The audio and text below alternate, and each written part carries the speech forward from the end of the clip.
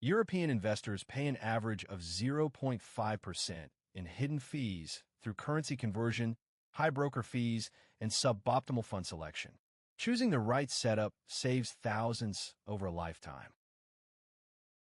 European regulations require investors to buy UCITS-compliant ETFs, not US-listed ones like VTI or VOO. The European equivalent from iShares, Vanguard, and Strackers offer nearly identical exposure. Interactive Brokers offers the lowest fees for larger portfolios.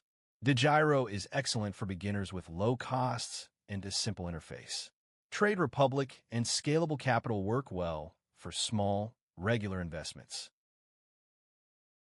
VWC from Vanguard gives you exposure to over 3,700 companies across developed and emerging markets in a single fund.